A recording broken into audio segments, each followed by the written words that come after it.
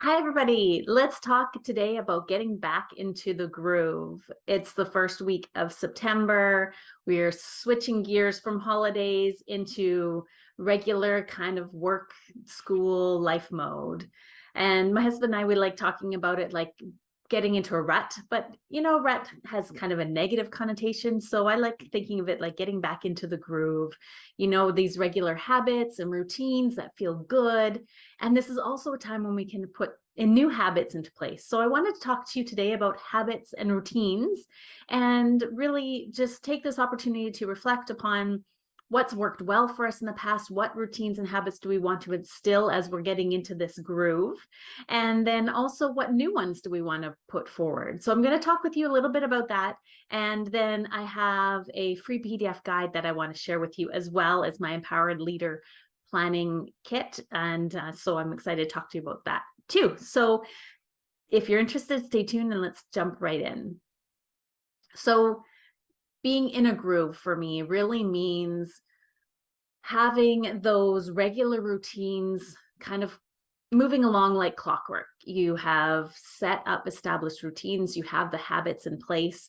Maybe we haven't been doing some of them for a while due to holidays and visiting and families and vacations and all that, um, which is fine. But this is a nice opportunity to think about what's worked well and what do we want to reactivate again. So the first step I'd recommend is looking at re-establishing good habits and routines that have worked for you well in the past.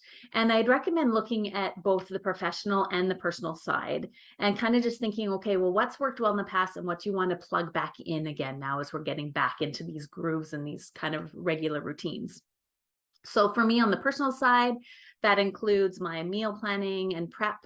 I like to do meal prep on Sundays, where that is basically the focus of the day, unless we're doing like a family meal or get together with friends or something or visiting.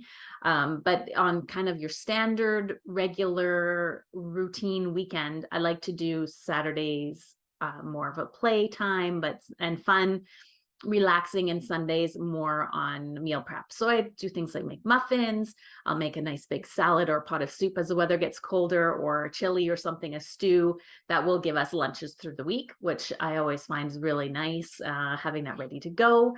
Another thing that I like to do is really plug back into my strong morning routine. I know I've talked with you about it on the last few videos, really just establishing that strong morning mindset period. So I'm going to continue with my 5 a.m. wake ups, though I'm not going to be doing my morning walks anymore because it's dark and cold. So those will be slipping into my lunch hour timeframes, maybe even after daycare pickup before dinner. So I still need to kind of figure out how that's going to play out.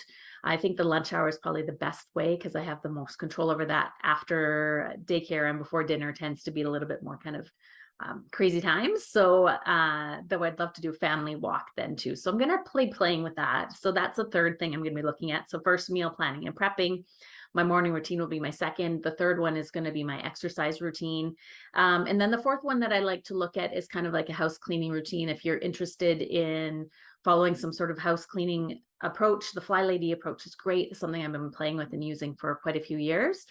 If you're interested in following a YouTube channel that does that, my friend Stephanie over at The Secret Slob is really great on talking through that whole process.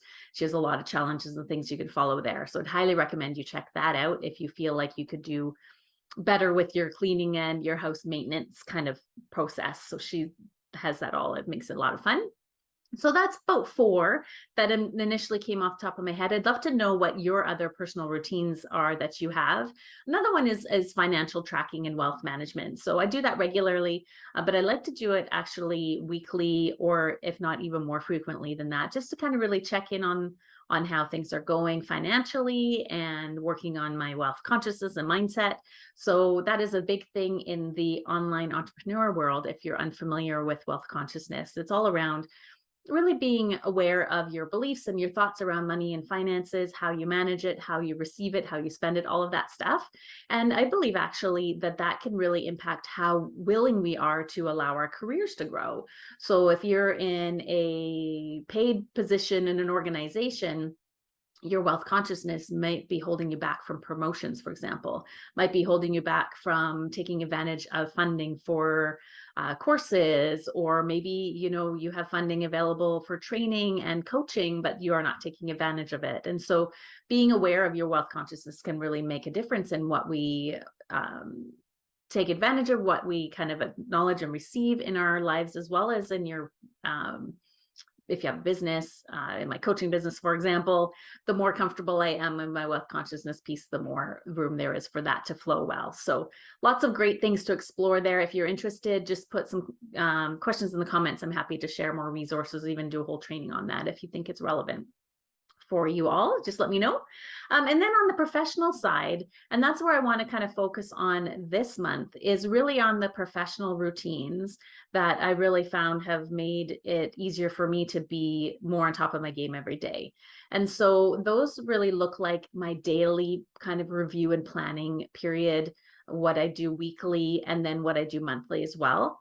We won't get into quarterly. I think right now that's kind of a different approach. I also look at yearly and all of that. But what I wanted to do with you for the month of September is actually share with you my regular routine process, so that you can use that to inspire your own or try on something similar. And I actually have an Empowered Leader workbook, or a monthly planning kit here, that you can download for free. I'll just put the link below, and it's got a whole bunch of pages that we're going to work through this month together. Basically your daily actions, your weekly and your monthly pieces, because I find when those cycles are strong, I avoid things like missed or double booked appointments and meetings. I'm more aware of what's coming up, and it's just really making sure that I'm on top of how things are going.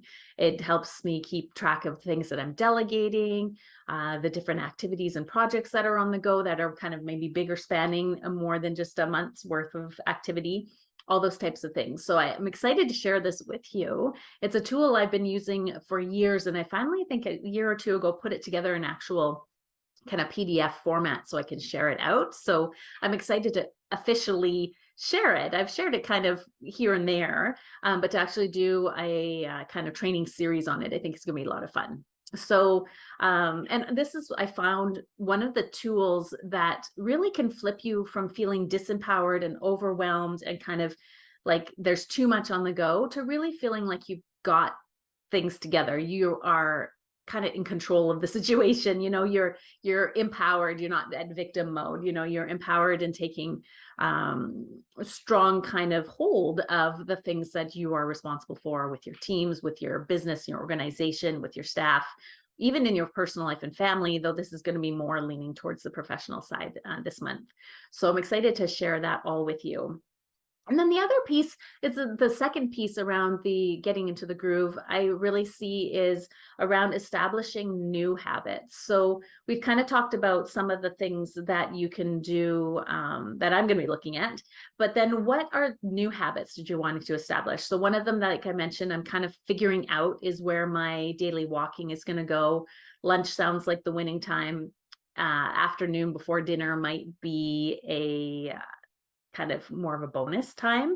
I know for us, we've struggled with that sort of post pickup from daycare and then dinner and then bedtime, kind of a couple hours. I know some parents call it the witching hour.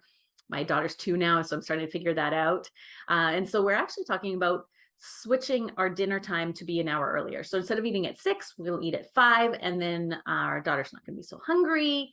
And then we'll have a little bit more time to play after everybody's eaten. So it's not really changing the routine, but it is kind of establishing a bit of a new habit. So we're going to be kind of massaging that a little bit, as well as my exercise pieces. And then in my work role, it's really more around focusing on my coaching business side of things. I have changed up my work hours with my day job. So I have every other Friday off to work on my coaching business. So that I'm going to be kind of changing my routines and my kind of how I'm working on things and what time of the week I'll be doing things because of that day. So that's going to be kind of a neat thing to evolve into as well. So those are kind of things I'm looking at.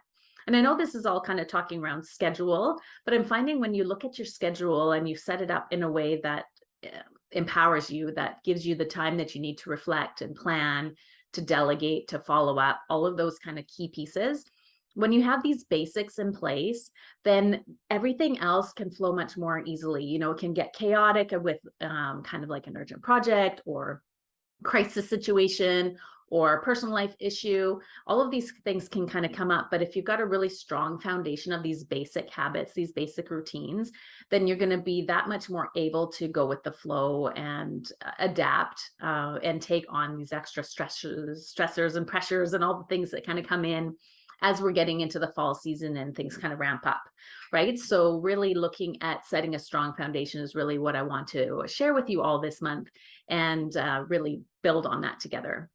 So this is a key piece that I do with my one-to-one coaching clients. I find that when we get the basics sorted, when we're really have some good routines established, then there is space. You know, it's almost like I see the both of the sides, right? If you have strong routine, strong strategic planning, kind of like this hard technical pieces, then that gives you space for the creativity and flow to happen.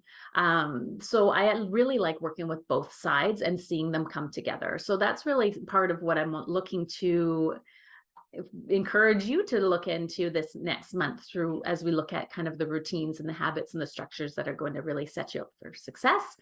And then really, I encourage you to check out my Empowered Leader Guide, like I mentioned. So in here, I've got big picture monthly stuff that we'll talk about, quarterly goals, KPIs, all of that fun stuff. You know, a monthly kind of calendar that you can play with, key meetings, deliverables, and personal events to really help you kind of just pause and reflect, okay, what's coming up this month? Then we're going to talk about key projects and tasks and all of that kind of thing over the next few months. I'd like to project a little bit further. Quarterly, monthly goals, weekly of reflect and integrate. Now, this is a really magical one that I can't wait to talk to you about. It's really about taking time to reflect on your lessons learned in the week that's gone by and also celebrate. And so really taking time to do both of those things for yourself will then help you do that with your teams, and it's magical what comes out of that. It's really amazing. So looking at what didn't happen and why, what lessons you learned, and celebrating, really powerful. So we'll dive more deeply into that in the next few weeks. Then we've got like a delegation list, fun stuff like that, project planning, a one-page weekly schedule. So if you want to just use one page to track everything, this is nice and minimal. Then I've even got down to the daily details about what are your key actions each day, and yeah, actually even a checklist. And so you can use that for yourself. You can create something like that for your kids, you know, your team. What are the key things that they need to do every day? And sometimes it seems a bit, I don't know what the word is, micromanagey to have this, but at the same time, it isn't. You know, when you think about a plane taking off,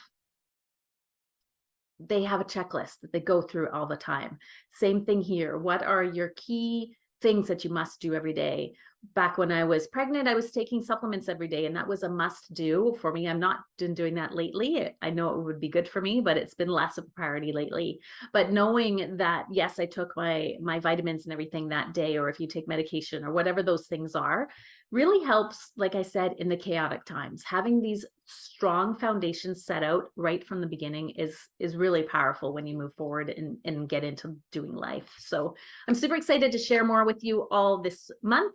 So stay tuned over the next few weeks. We're going to talk about our daily routines and schedule, our weekly routines and schedule, and then the monthly approach as well. And I think it's going to be a lot of fun to share it all with you. So if you have any questions about how to go through this, let me know. If you have some key pieces that you're wanting to really focus on over this next month as we're getting back into the groove, I'd love to hear what your personal and professional routines are that you really feel that are important to setting you up for success, because I'm always looking for more things to add, more ways to expand and excellence in all of these areas. So I'd love to hear more. If you have any recommendations on any books, tools, YouTubers, all of that good stuff, I'd love to hear it. So just comment below, and I'm sure everybody else would enjoy seeing that too. So we'll see you again next week, and we will talk about probably weekly routines first, since that's a nice way to kind of start things. And then we'll go from there to daily and monthly, and it'll be a lot of fun. So see you in the next videos, and I look forward to chatting with you all in the comments. Have a good day.